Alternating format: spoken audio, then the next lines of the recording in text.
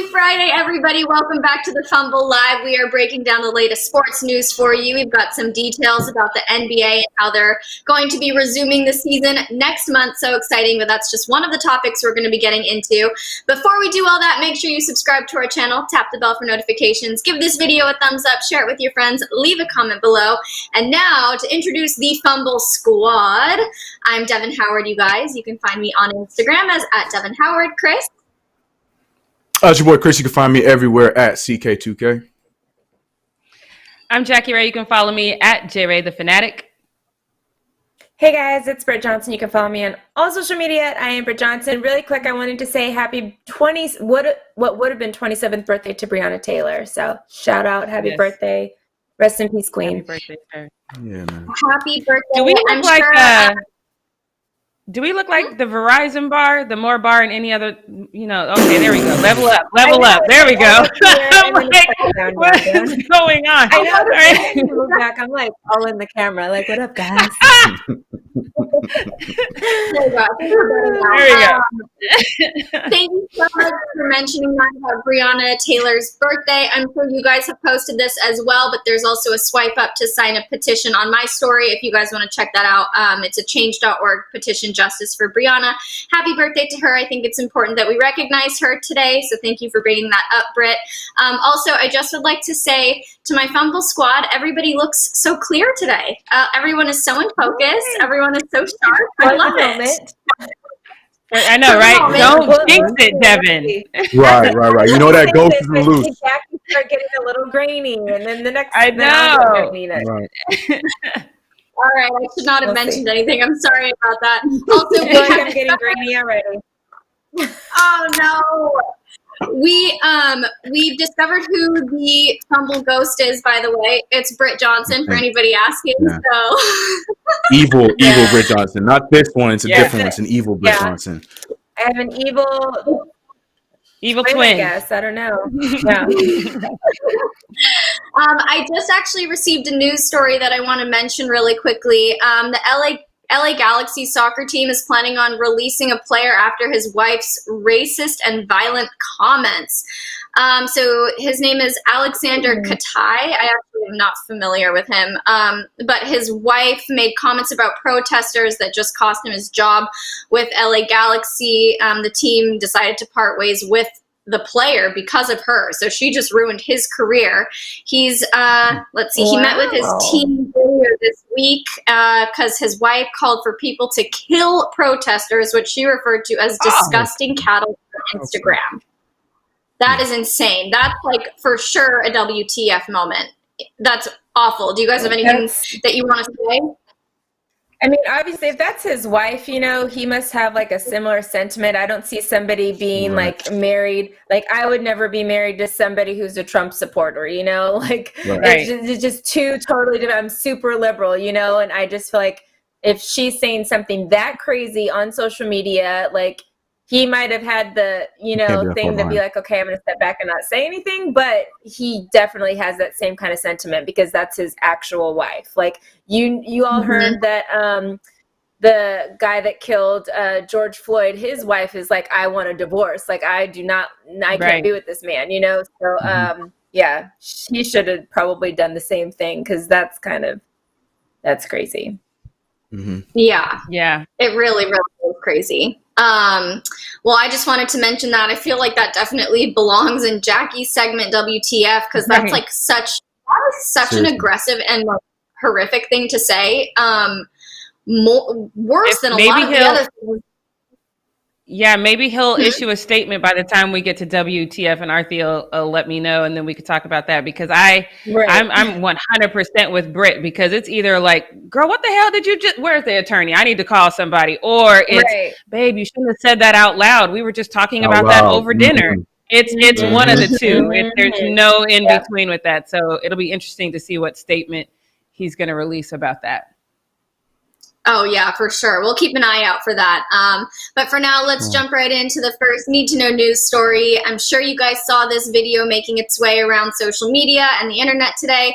NFL athletes have a message for us and their league. So when Roger Goodell's statement came out, players were understandably upset, considering the league has perpetuated racism and silenced Black players for a very long time. So some of the league's prominent names spoke out last night in that video, telling the league how they should address racism and inequality. They said, "It's been 10 days since George Floyd was brutally murdered. How many times do we need to ask you to listen to your players? What will it take for one of us to be murdered by police brutality?" They listed the names of the other victims, including Breonna Taylor, Eric Garner, Tamir Rice, and Trayvon Martin. Those were just a few of the names they mentioned. But I have a clip that I want to play for you here that Leo's going to throw up for you. So let's get that going, Leo. On behalf of the National Football League, this is what we, the players, Would like to hear you state. we, the National Football League, condemn racism and the systematic oppression of Black people.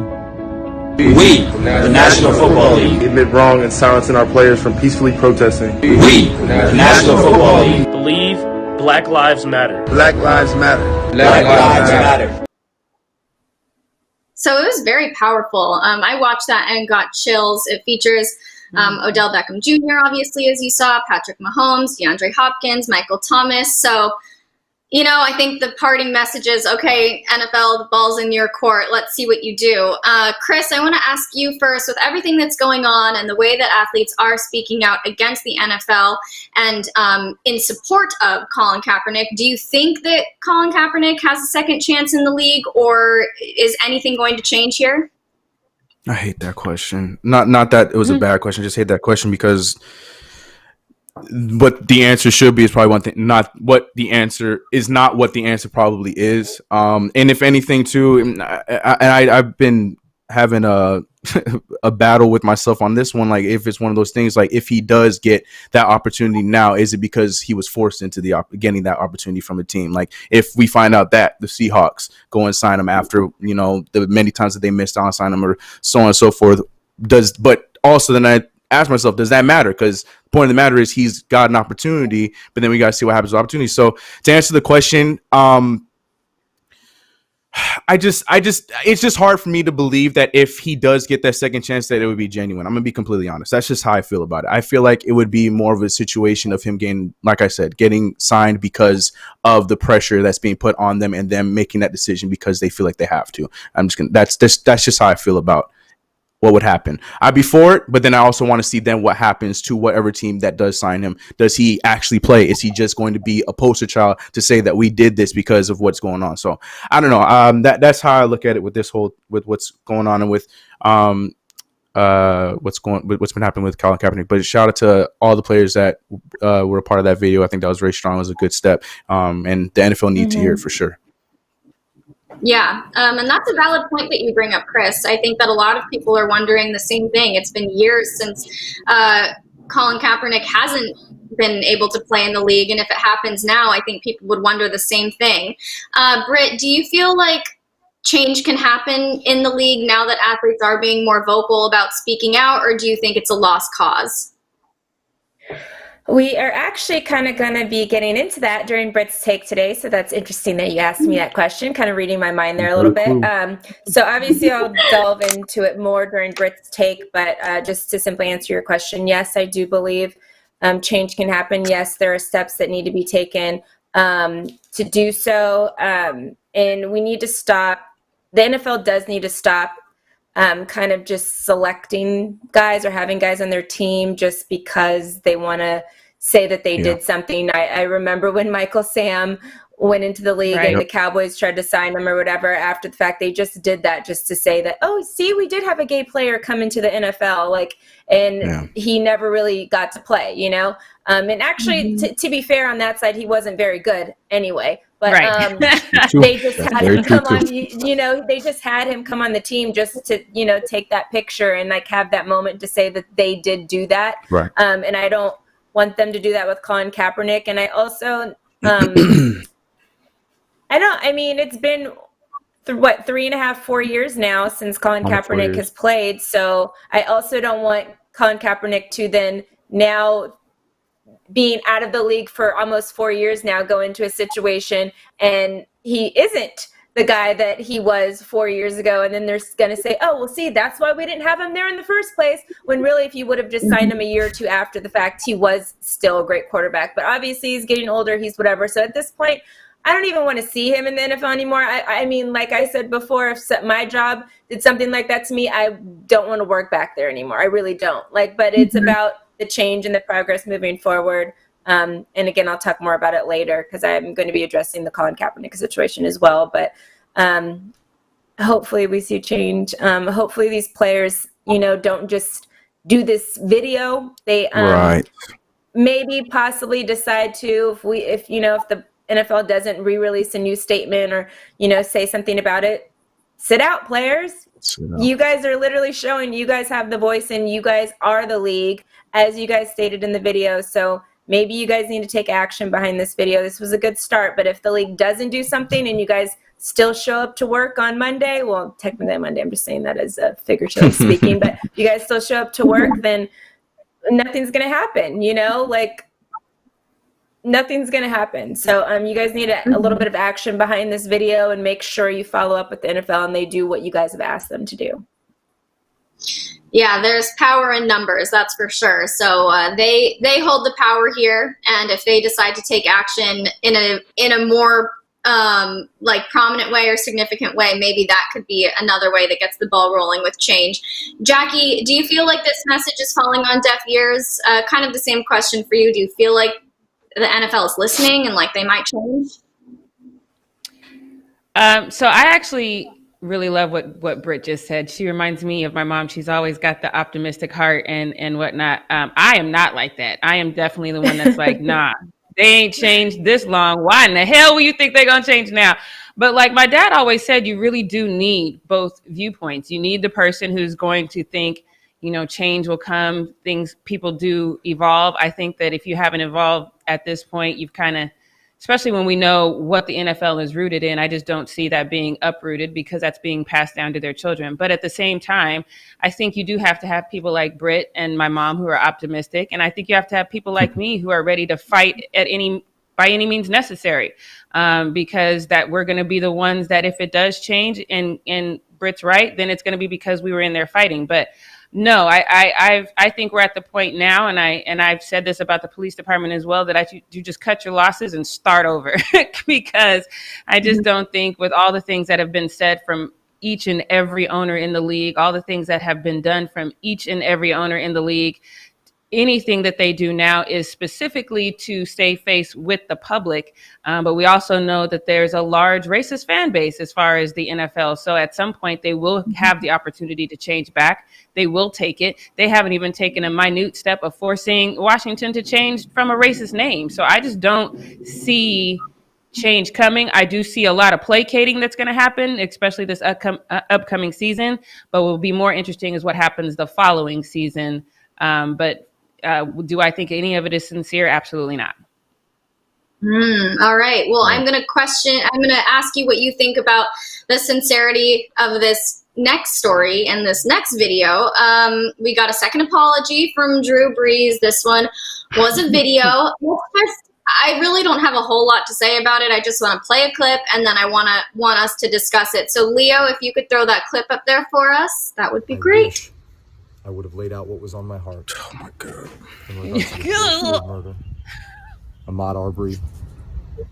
The years and years of social injustice, police brutality, and the need for so much reform and change in regards to legislation and so many other things to bring equality to our Black communities. I mean, if he's so passionate about changing legislation and, policy changes, why was he so worked up about the flag a few days ago? So anyway, he apologized. He said he's an ally. Why did he need two apologies? I don't really understand. Britt, does this video seem more authentic to you, or is he doing too much now? Well, at this point, I guess it doesn't matter what I think. It matters what his teammates think, and some of his teammates are okay with it. They accepted his first apology and kind of moved on with their day. And I guess it doesn't, I don't know why he even did a second apology, because there were a lot of people that were very quick to be like, okay, we forgive you and moving on. So I mean, I don't know if what I think even matters, especially like I'm not even a Saints fan. I did like him as a player or whatever. We know now that's not the guy that's going to be there to stand by us or whatever. That's already been figured out. So I'm moving on, like I moved on from thinking you are a guy that could walk with us in the Black community and kind of help fight for change, So that's battle's already been like past with me. And it's, even if you eventually had a change of heart, I don't think it comes after a day. So the apology doesn't mean anything, So it's not, you didn't change overnight, you still have those same thoughts and feelings. You're just only saying that because basically were forced into it because the rest of you thought you were going to have more people on your side. That's why you said that. But you were wrong. And there are a lot more people that are voicing their opinion on the other side. So you were just on the wrong side of the street at the time. And you thought you were on the right side of the street. So that's why you said what you said, because you thought you had a bunch of people there to back you up and you don't. So now you're trying to go with wherever the crowd's going. And I don't care. I'm not cool with that. Yeah. Well, we've got two Saints fans on the panel here. So, Jackie, I'm going to hand it off to you. Where do you stand on this second apology video? The second apology bothered me. Well, let me stop lying, because when he said he was the leader of the Black community, I about lost my whole entire mind. So I don't want to say the second apology bothered me more than the first. But I will say this. My mom used to always tell me you could see the most beautiful person in the world, and then once you know who they are inside, they become kind of ugly to you. It was difficult for me to watch this video and see him, because he physically looks different to me now, because now I know, who he is in his heart. And I think that, and it's easy for me to assume this. I understand that this is an assumption, but I think that even though in his heart of hearts, because Drew Brees is not stupid by any stretch of the imagination. He is not somebody who I would call uneducated. He is a well-spoken person, and he obviously is a leader of his team because he knows things and he knows people. So he knew that there would be enough people to side with him on this viewpoint that he would think that he thought it didn't matter what everyone else thought. He didn't empathize with anyone else in the situation. He didn't even stop to consider it, because we've seen it time and time again. We've seen Colin take a knee, not bother anyone, not really affect the game at all, but the racist fan base spoke out against that. We saw Riley Cooper said he would beat every N-word in a concert, and Michael Vick co-signed on it and then got everyone to say, oh, the N-word's not so bad. We've seen time and time again that when you say things that are anti-Black, since y'all seem to feel some type of way about the word racist, that they get support. And so I think in Drew Brees' mind, this was just going to be one of those things where, I'll get a little bit of pushback, but damn it, everybody should love the flag. Everybody should love the national anthem, include those of y'all who were considered property when both were created. Y'all should still love it. And so I think it comes from a point of privilege, where now he's like, oh no, my privilege flag was flowing. I have to bring it down. I'm going to bring the flag down at half mast. I'm not going to just take the flag completely down. Let's be clear about that. And then when you have someone like Michael Thomas, who is in the video that we just saw from the NFL, saying this is the things we want you to do, NFL, but then he says, oh, you know what, Drew? Never mind. We good. Yeah. That's not, a lot of times when I speak on this show, I don't speak to white people. I speak to Black people. And until we start saying, hell no, you ain't good, we are not cool. Until we start doing that, these things are going to come up again. And then I promise you, mid-season or even sooner than that, he's going to say, I stand by what I said about the flag and how people should respect it. I just shouldn't have said it at that time. Set your watch by it. I'm telling you, it's coming. Yeah. Mark Jackie's words, you guys. Chris, really quickly, I'd like to just hear your thoughts on the second apology video. I have a feeling I know what you'll say, but fill us in. Yeah, mine's short and sweet. It took you 3 times to say any names to mention the actual question that was actually asked the first time. So for you to come out with 3 different statements, I'm not even going to call that an apology. That was just him talking in front of a camera, saying all the things he was supposed to say. So no, look, you said what you said the first time. You feel how you feel. Like Britt said, you're not going to change overnight on how you feel about anything going on. If you could not see the reason why any of this is going on right now, and it took you 3 times to say any names or to miss me with that. So no, Even this time, we played it again. I didn't even watch. I was looking up at my lights. I wasn't even watching. Right. I had to listen because I'm listening to y'all, but missed me with that. So no, I got nothing else for him. Well, it also, I just want to add, it took him 3 times plus a whole world of negative backlash for him to even realize anything. Like it wasn't like his own self-interest. It wasn't introspection. It was because he received a bunch of hate for it. So it's hard to take that seriously. Okay, so let's move on to something that's a little bit happier, you guys. The NBA. They've approved their plan to restart the 2019-2020 season. 22 teams.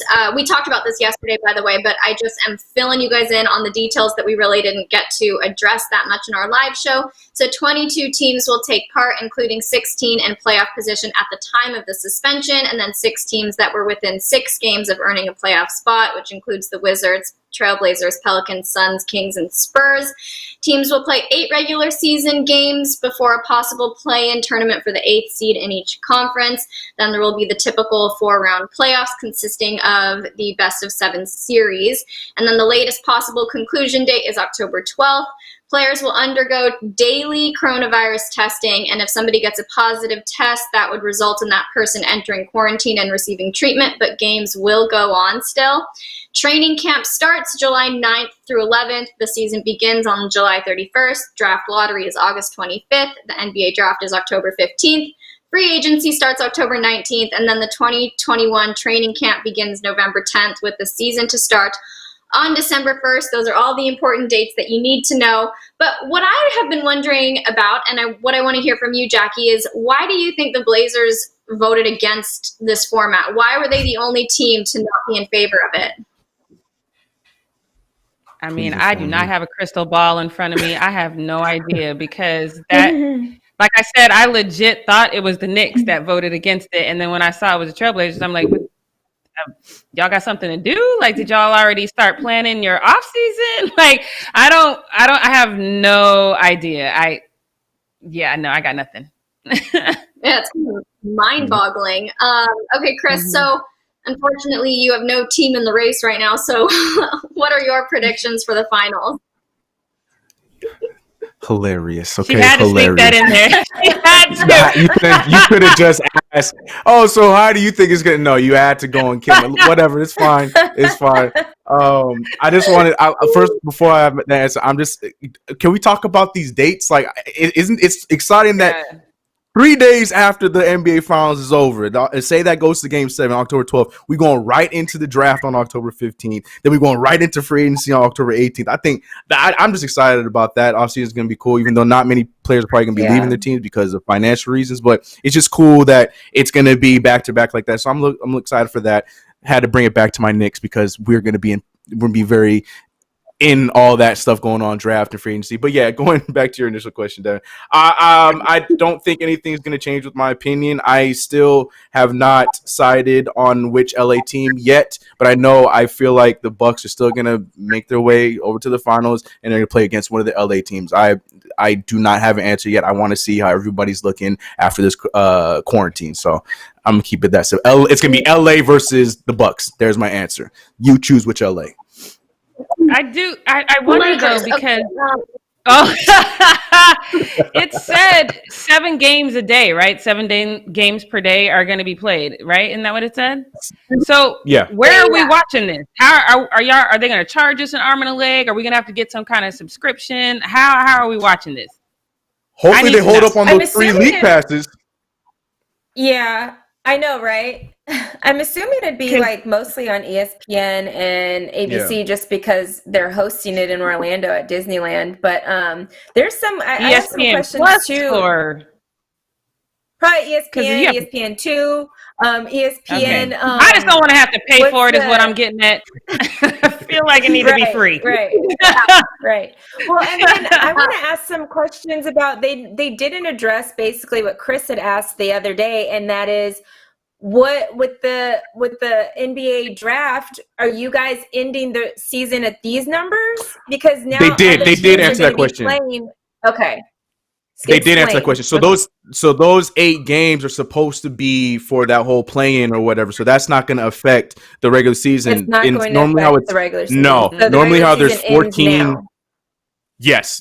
Normally there's 14 As teams far in the as lottery. standing. There's only the 8. There's only the 8 teams that are going to be in the lottery this year. So it's just going to be the 8 that didn't go to Orlando that are going to be doing the whole lottery spiel, and the other 6 teams are a part of what's going on with the whole playing tournament. Maybe that's why Portland had an issue with it then, because if they thought that they could have possibly gotten a lottery pick, right now it doesn't matter. Now they don't get that pick at all. So maybe that's a reason why, because they possibly don't think even with these 8 games that they'll make it to the playoffs. So now technically now they don't get a lottery spot either. So maybe that's why that they voted against it. That could be it.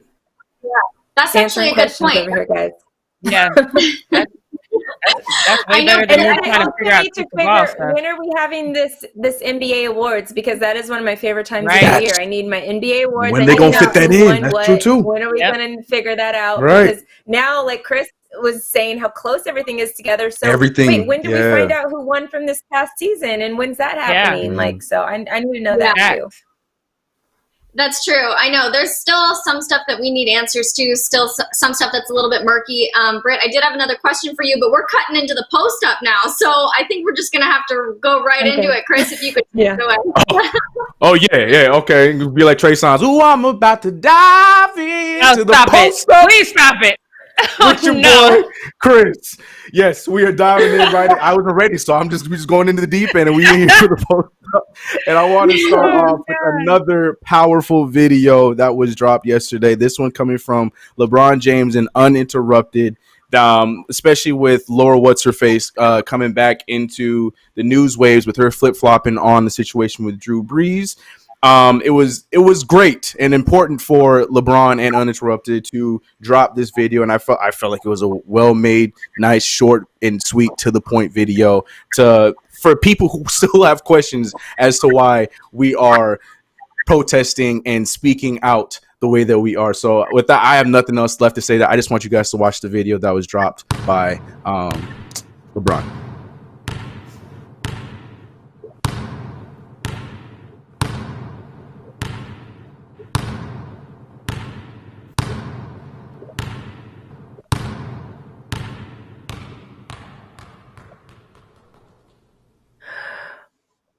Chills. Right? Mm-hmm. Right. Yeah. Love that. That's what I'm saying. That was a powerful. I love that Annabelle video too. This one was great too. You know what I'm saying? It very needed, very short, to the point, very, very, very needed. Good stuff from them. But again, and Jackie's been telling us from day in and day out, LeBron James has not been really missing the mark. So all right, you can have that W there too. Moving on to Damian Lillard. We were talking about the Portland Trailblazers, but Damian Lillard was out there with the people leading the marches in Portland. I was trying to find the video, couldn't find the video, but I do have this picture right here. He was locked armed with everybody in the front, walking with him. He had his big old water bottle because, it was hot. But it was really dope seeing that. I love seeing it when, these guys are out there with everybody the way that he was. And you're seeing it was a very peaceful march. They were able to do it. Everything went well in Portland. So shout out to Dame, shout out to everybody that showed out. And also, I don't know who he's connected to, but shout out to little man. I don't know if you guys see him. He and the little white boy right in the front. Look at him out there making his voice heard too. I appreciate that. Look at him in there too. Now I want to move on to Alvin Kamara, because he had some tweets that I wasn't sure people saw, because it was a lot of them. Normally when you drop tweet by tweet by tweet by tweet by tweet, they get lost in the sauce. But I saw every single one of them. And these ones were important to me because I connected to every single one of them, except for one that we're going to read, but I want to talk about that. It was it was sad, but it was also funny. He laughed at it too. But pretty much Alvin Kamara took the time to share his experience growing up in America as a black boy, as a black man, as a black individual in a time where people are still not getting it, because we talked about it yesterday. We're still seeing people comment and respond to things like Drew Brees, to things like Jake Fromm with "but." There is no "but" anything. You see what is wrong. This is wrong. Period. That's it. But we still got those "buts" out there that's saying, "Yeah, well, you shouldn't." Who cares? Alvin Kamara, I feel like, in his personal way, was able to show us and tell us his experiences and just his small story as to how it was hard for him. And like myself, a lot of people can read these and connect to him, because I legit can, every single situation he put in these tweets, I can sit and say, unfortunately, yeah, that happened to me too many times, except for one that I want to read. But Alvin Kamara put out a few tweets. He was talking about every time he was driving around, from when he first got his license to up until right now, famous NFL player, he still has to deal with seeing a cop for no reason but to just be nosy and keep tabs on a black man driving a vehicle, probably an expensive vehicle, because Alvin Kamara is a football player with money, still tailing just for no reason, knowing that this person has a valid legal ID and nothing wrong with them. There's nothing to be suspicious of, but they continue to be suspicious. Check. I've been there many times myself as well. He also talked about a point where he went to a bank and he was just simply going to make a simple transaction, when the teller then calls the police on him because he looked like he was about to rob the bank. Now, I want to read out this tweet because I love the end of the tweet, because I feel like that's the kind of petty that a lot of us in this in the Fumble squad would do as well. But the tweet had said, "I've literally been in a bank and had the cops called on me, not because I was robbing it, but because I looked like I could have been robbing it. Oh, the teller was the one that called. I only needed $200 and I pulled out $10K just to play her ass," with the laughing emoji. I love that. I think that was funny. Now, of the ones that he put up, that was the one I can't really pertain to, but I wanted to quickly, I know I'm not one to really tell many personal stories by myself, but I did want to share my story as far as the cop one that he put up, because it is important, and it's something at the time when you're 16, you don't really understand it the way that, now in today's day and age, you need to have your kids understanding it, especially when they are black. At that time, I went to high school at a predominantly white high school. So I dealt with a lot of racism at that time.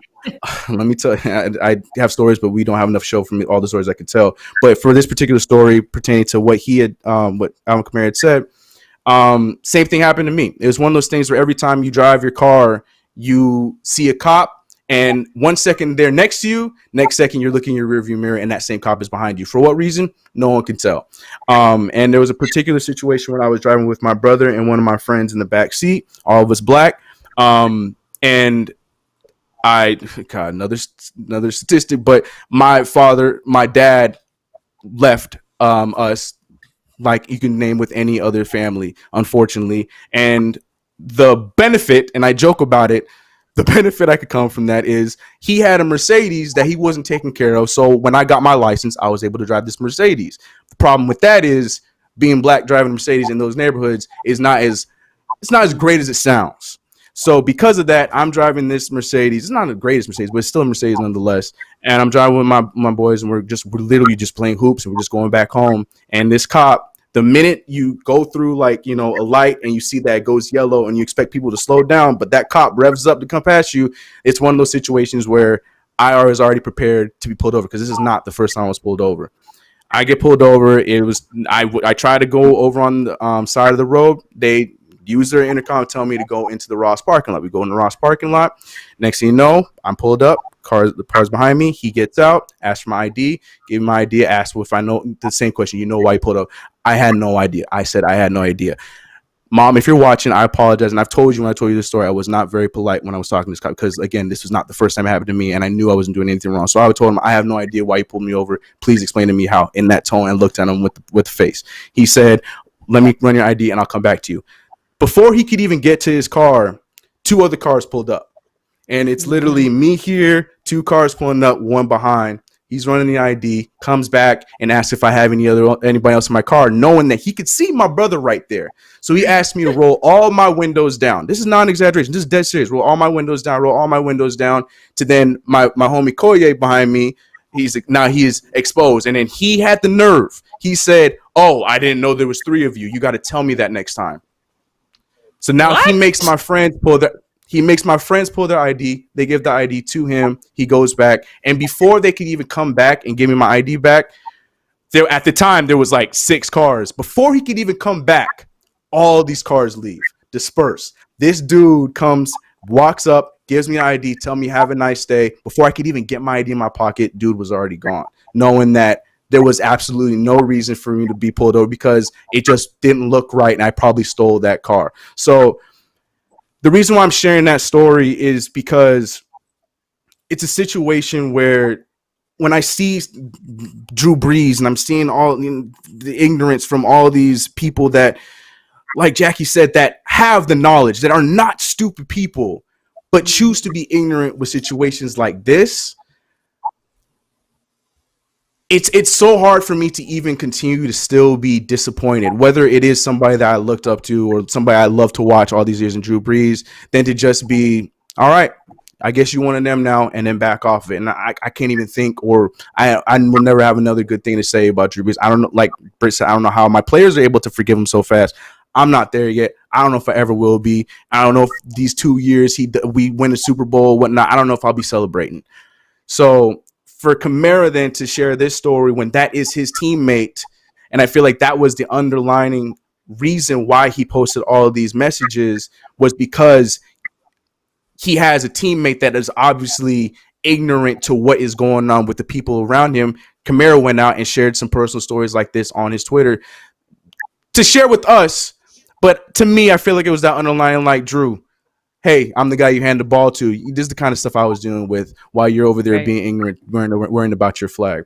So seeing these kind of tweets really connected to me, and it was unfortunately things that I have on my checklist. Like, yeah, that happened to me many times. That happened to me this time. And I want to read his last 2 tweets. I'm sorry I took up all this time. It's just something I really wanted to share. But I want to read these last 2 tweets before I move on to the next one. He tweeted, I've been in enough situations where the color of my skin was seen as a big enough threat to cost me my life. And I know there are countless others that fit my description and could say the same.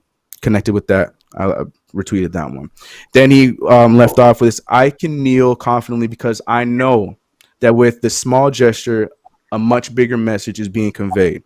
And also within that gesture, the voice of those who no longer have a voice can be heard. Again, like I said, might not be the case, but to me, I felt like this was all a big subtweet to his quarterback. And by seeing his second apology, I think it fell on deaf ears. But just know, Alvin Kamara, I saw it, and I'm sure there's many others that saw it that could connect, and hopefully that this message came across to other people who are seeing this and might not be able to relate. So I wanted to go for that. Now, back to your regularly scheduled program with the post up. I have some Trey Young stuff. Now, we know that the reason why we do this show and we're not in the same studio is because we're all abiding by these quarantine rules, because social distancing, and Big Rona's out there running, was out there running the streets, but still out there. Trey Young doesn't care too much about that. I'm sure he probably heard the news like everyone else that his Hawks weren't going to be invited to Orlando. So he said, all right, cool. Well, I'm home. Let me go get some runs in. So he went to a local OKC summer league that were having games, and he went out there and tore up all these poor innocent men that were just out there trying to relive their high school times. But that's not the problem to me. The problem is, do we have the video? Look at this. Why are there so many people out there? A, and B, I can't find a single mask. My brain was like, okay, this has to be an older video. No, this happened 2 nights ago, excuse me. And we just out here just being ignorant to what is going on right now. Like, I understand that things were lightly opened up because, cases were going down, but second wave is on its way. And that worries me for all these people. And it worries me for an NBA player, even though he won't be playing, to put himself in a situation like this. That being said, it only takes 2 weeks to recover, Chris. 2 weeks, only, right? Okay. You're right. I apologize. But anyways, either way, the Big Rona was a fan of this post because he liked the post of that video. And I had to share that because I saw someone respond to that, and I lost it because I thought that was the funniest thing. Because I couldn't understand. Like, yes, I love basketball. I wanted to see the clip, but I probably would have been okay with it if it was less people. I know it's Trey Young, so the odds of that are slim. But, man, it's just ignorance. But on top of that, I want to share a dope message that Trey Young had for his vet that unfortunately, is retiring. Everyone's favorite, Vince Carter. We talked about it after the game with the Atlanta Hawks versus my Knicks, that when all games were postponed and the season was put on hold, that could possibly be Vince Carter's last game. And now with the news that we just learned, unfortunately, it actually was. Vince Carter will be retiring after 22 years in the league, and he spent the last few with Trey Young and the Hawks, and Trey Young got a lot from that, and he put out this tribute, this message, this thank you to Vince Carter by tweeting, "Never wanted this day to come, OG. 22 years playing at a high level, at the highest level, is mind-blowing. But you did it, fam. All the memories and locker room talks will be with me forever. Thank you. Hashtag Vince Sanity." And it's sad, man. It's sad. Like, I understand it's time. You got to go. Dude was out there trying to play until he's 50-something years old, and I get it. But he was still playing at a good level. I just wish that we could have seen him at least on some team in this, this final stage of whatever the season was. But at the same time, I don't really have the greatest feelings for the Hawks, because Hawks fans and Knicks fans like to go back and forth. But at the same time, for Vince Carter, it just sucks that that's the way that the career ends. I mean, it came out on a dope 3 that, a proper goodbye. Right. Yeah, and it was cool. The semi-tribute that the Knicks gave him, let him get that 3, and he made it. It was cool, but just to see him get that final push for a championship would have been cool. But yeah, shout out to Vince Carter, 22 years, and hey, who knows? Maybe Vince might feel the same and be like, no, I want to last real season. And find out December 1st he on the Lakers too, I'm like sure everybody we'll else. See him in the big 3. Yeah. Oh, that'd be right. Cool. Yeah, I would be. Yes, I would definitely see that. He would probably tear people up too. I'm here man. for that. Yeah, 100%. Right, because he's still playing at an NBA level. Because he can still hoop. Like, yes. Yeah. Yeah. Anyways, that is it for me on Post Up. No, Chris. There was a request in the chat that you sing your way out, just like you sung your way in. I'm gonna co-sign on that request. I messed up my vocal cords on that song. I don't know what you want me to sing. I don't know what you want me to sing on the way out. Hey, you the one that started this. I don't know. Look, I was given a lob by Devin. I was like, all right, we're going to dive into the post-up. So let me sing Dive In by Trey Songz. That's the reason why I did it. Devin, I'll sing for you. Okay, go ahead, Devin. Go ahead. Sing me in. Take us into the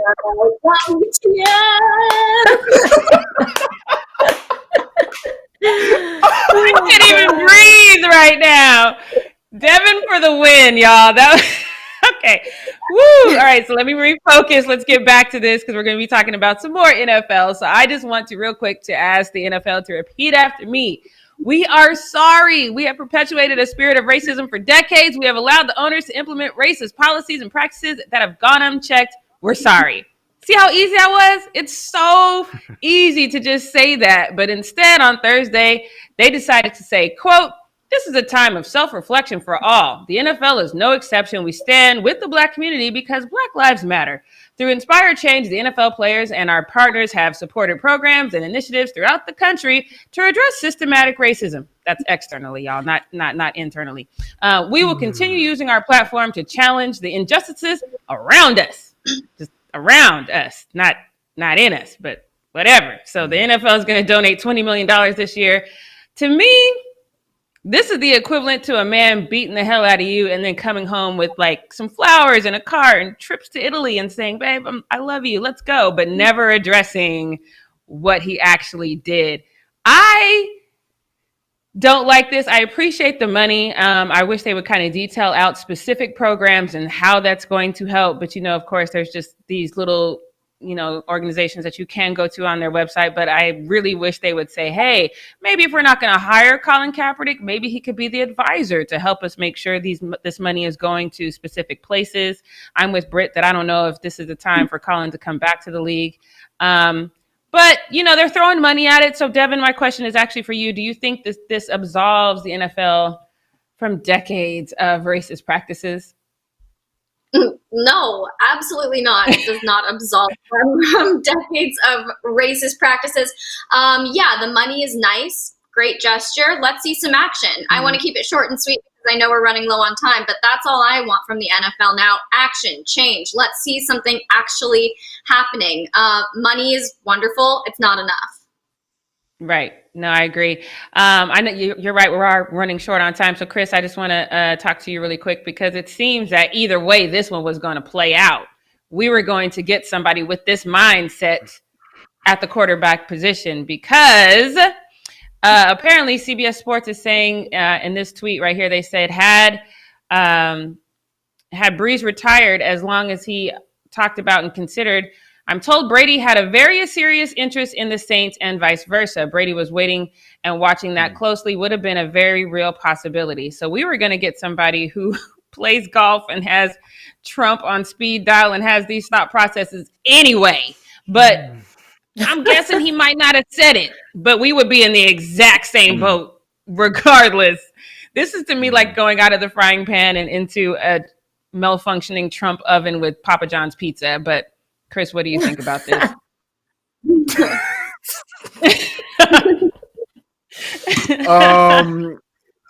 I like the person we decided to bring in Jameis Winston more. I feel like this would have just been a perfect opportunity for Brady if that had been the decision, because he would have been slotting himself into a good team and he could have been just riding the coattails of what the Saints built up. So I don't know. You're right. It's like picking an evil, like the one that's not going to say something but knows he feels the same way, or dealing with what we got. So like I said, I'm glad that we went with Jameis, and I've been saying it. I hope he's warming his arm up because I'm hoping to see him at quarterback this year. Me too. So karma gods, hear our prayer. But right now, even though Chris didn't sing me in, can you at least warm up the vocal cords and get this one right? Because now it is time for Brit's Takes. Brit's Takes. Should have put some reverb on it at least. Not a song either. Yeah, it's just I just get like like I don't even. There we go. There we go. All right, guys, it is time for Brit's Take. It has been a long week for a lot of you, but it has been a long 400 years for the Black community, and frankly, we still have a lot of work ahead of us. We have finally reached a place, though, where I am a little bit positive, and I do believe that change can happen. There's an opportunity for change to happen. We're literally at a shift where everyone is looking at everyone saying, what are you going to do? Well, what are you going to do? So I see little victories coming. We still, like I said, have a long way to go, but I kind of wanted to obviously focus more on the sports aspect of it and how the sports has changed or can change. So basically this week, every brand, every league, every franchise, whatever, has said something. Obviously, a few of them were dragged because their history. Some of them were dragged because of their generic responses. And then obviously some were dragged just because we know you's a lie. Like, we know whatever you're saying, you're just saying because you feel pressured into saying something. So that happened a lot this week. Pete Carroll actually came out, who is the Seahawks coach. If you guys don't know who that is, I'm not saying everybody knows sports here, but we'll see. So he came out and he said this: I think that there was a moment in time that a young man captured. He took a stand on something, figuratively took a knee, but he stood for something he believed in. What an extraordinary moment it was that he was willing to take, and we owe a tremendous amount to him for sure. Okay. So we kind of talked a little bit, which you guys will see tomorrow on the Weekend Zone, of, the opportunities that you could have, paid him back, what you feel like you owed him, because you've had several chances to have him on your team. You've brought him in for workouts. You've had phone calls with him over the last couple of years, and you never decided to sign him. That's a whole nother topic. The first thing I want to say is, yes, a lot of people owe Colin Kaepernick a lot, including acknowledgement of their role that they played against his peaceful protests, and secondly, obviously, an apology. And I found some guy, don't know this man, his name is Ryan Michaels. Leo, we can get that up there now if you'd like, but he said this apology, which I think is great. He kind of represents the large portion of racist fans that didn't get it before, but he says, I owe you an apology, Cap.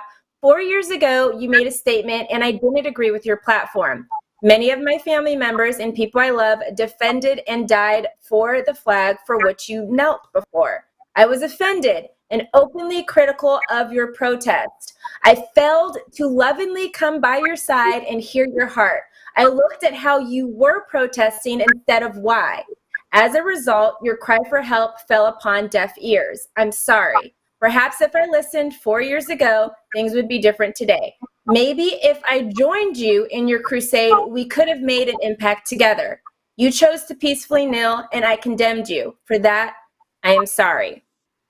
That's beautiful. Thank you, Ryan, because that is what needs to be said. That's a clear thing of literally what basically the NFL right now came out, the NFL players came out and wants the league to recognize, wants certain franchises to recognize, and really a lot of the fans, because a lot of the fans, as Jackie spoke earlier, were totally against this, and that's why Drew Brees felt like he could say what he said because he thought he had a big crowd around him. So I thank you, Ryan Michaels. Don't know who you are, just randomly saw this on Facebook, and I wanted to acknowledge what you had to say because that's what you need to say. Now, as far as the solution that I think I have come up with to help with this change that we're going through right now, because there is going to be a change happening. You can be on one side or you can be on the other, but I understand what it's been so far. Most franchises obviously are older than dirt, and old traditions die hard.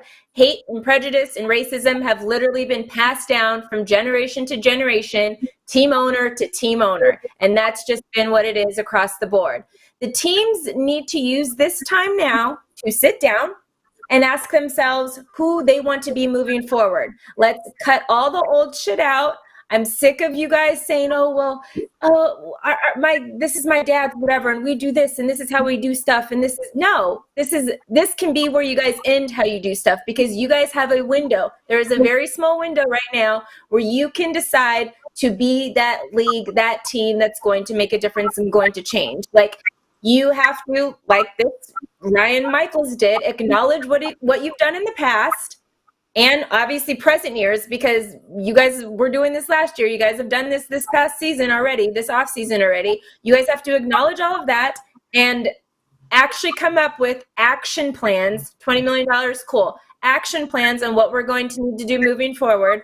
I am not saying this is a get out of jail free card for what all of these organizations and these companies and these leagues and these franchises have done to everybody thus far. I am not giving them a get out of jail free card here. This is basically, you guys are put on probation. All eyes are going to be on you guys now. It's time for you guys to be held accountable for your stuff and for what you do in the future, what you do in these moments, whether you decide to, push back on what the players are asking you guys to do, or accept it, embrace it, take responsibility for things. Because like I said, this is a very small window that you guys have to now get in front of a situation that literally has held the league back, specifically the NFL, for a very long time. The NFL is literally the bottom of the totem pole along with the MLB as far as dealing with these situations and, being progressive and stuff like that. This is your time now to get in front of it. Like, coaches that say there's no racism, that's not what we need to hear. Yes, there is racism. Yes, we did this. Yes, let's acknowledge this. And yes, let's move forward. Let's fire who we need to fire. Let's hire who we need to hire in order to start making difference and making change. All the owners are white. Great. You white owners need to start hiring black presidents, black people running of GMs. So only 2 black GMs in the league. Even Kyle Shanahan, I get where he was trying to go with this statement, coach of the 49ers, was like, oh, there's only 4 black coaches in the NFL. How is that possible? Well, really, actually, guy, there's only 3. So maybe you should check who all the NFL coaches are, because really what he did was group Ron Rivera in that, and he is, yes, a minority coach, but he's not a black coach. So even amongst you guys aren't getting it. So the point is, you guys need to take responsibility for it. You need to acknowledge everything that's happened. You need to say sorry, and then you need to start firing people, and you need to start hiring new people to be put in positions to start making this change happen. I think Jackie was the one that said it about maybe having Colin Kaepernick come on, because what you guys are trying to do with Jay-Z, it just hasn't really worked so far. I'm sorry, I love Jay-Z, but like I haven't seen anything happen. It just hasn't been working. So maybe he's just not that person that's going to be there to advocate. And he doesn't understand what has gone on in the league for so long because he hasn't been in there. Like a guy that was in the trenches and that had to deal with it, like Colin Kaepernick, might be the person that you need to go talk to.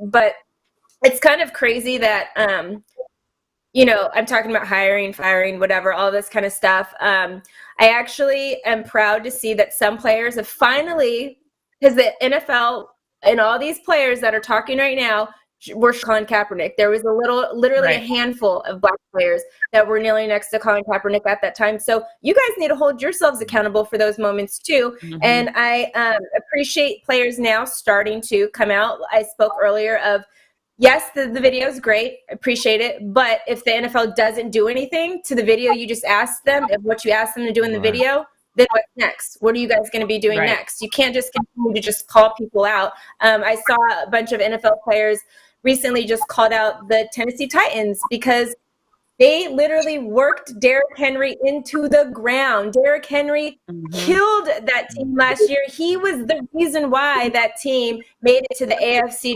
championship game. The reason why. And then they franchise tagged him, but then gave Ryan Tannehill a 4-year, $118 million contract.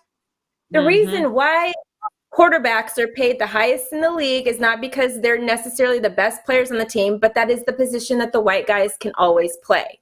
They are the highest paid because the system has created them to be the highest paid because they tried to say that that is the most important position regardless of anybody else on the team. So that's why they need the most money. That is not true. We literally saw that with the Tennessee Titans and Ryan Tannehill and Derrick Henry. Ryan Tannehill is a very average quarterback, did not do well on his yards or anything last year. Derrick Henry led that team to that position. There's been defenses that have led teams to certain positions. Rex Grossman was literally the quarterback for the Bears when they went to the Super Bowl. That defense got them to that Super Bowl. So don't just assume that the league is just paying, quarterbacks are the best position, so let's pay them this amount of money. The system was set up to pay them that much money because they always knew the white guys could be a quarterback. That's a position that they could hold on the team and be good at. So I shout out to NFL players who have been saying something like that. Even when we're talking about Nick Foles and Carson Wentz on Forbes' list being the two highest paid, two white quarterbacks, and they're not even close to being the best, like, stop it. Like, there's so many issues that need to be addressed, and I appreciate the players for coming out, acknowledging stuff, but we also need action behind it. Obviously, I'm saying if a lot of stuff isn't done, you guys sit out. Like, literally, like, amen. We're going to continue to have something come over and over again, and this to continue to happen over and over again if you guys don't actually stand up for yourselves and come together. I've been saying it the last couple of days on social media and stuff, we are so much stronger together. Like, even doing the protests in LA like we've been doing all week.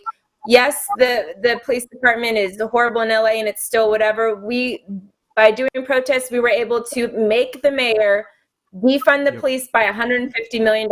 That is a start. We're doing something, and everyone needs to keep pushing. And this is the time, all of you players that did the video, didn't do the video, posted whatever you want to post all week. Here's your chance. Now make them commit to what you want them to commit to and what they are saying they're going to commit to. My question is going to be for you, Chris. Do you think we will see something like this from the NFL where they actually admit to what they did, like, the Ryan Michaels post that I sent or that I read you guys?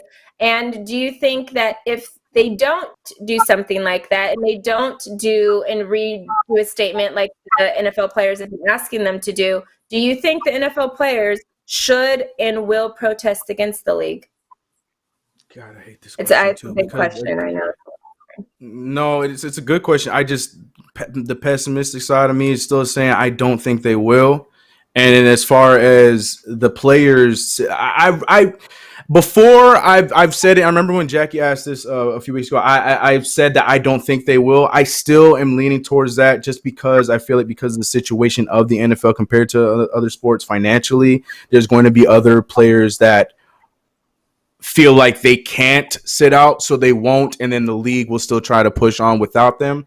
But more so now, and with that video that we saw yesterday, I do believe that if you get enough of the stars, you get enough of the players that, you know, we talk about, because there's only so many players that we know from each team, because unfortunately they're wearing helmets and they don't really get to be paraded the same way like NBA, because, you know, that's just how it goes. But if you see all the players, like even like a Patrick Mahomes, it's like some of these guys that you know, and that, you know, that people want to see, those are the guys that stand up or sit down and don't even play.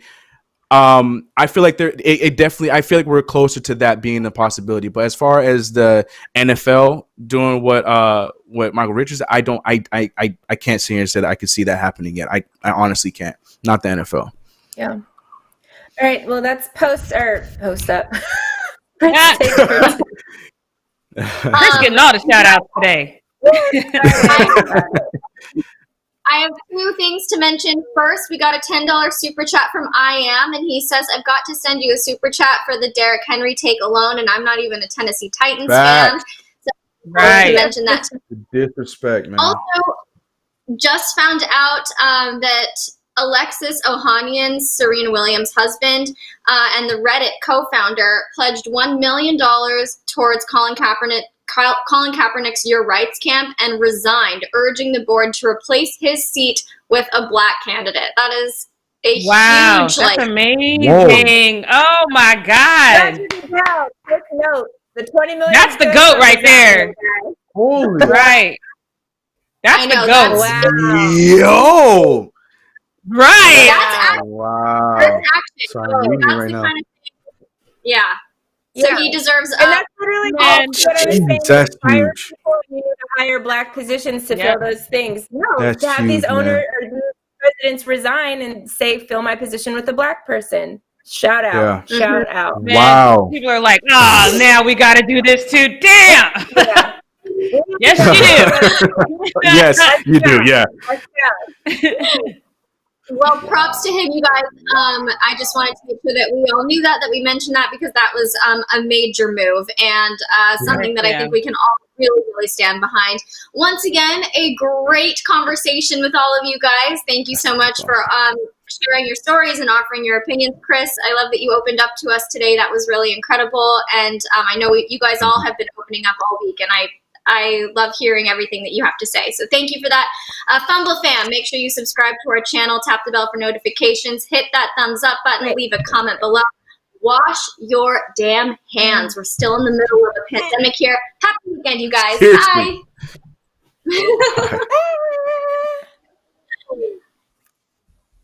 Ooh, yeah. Before we left.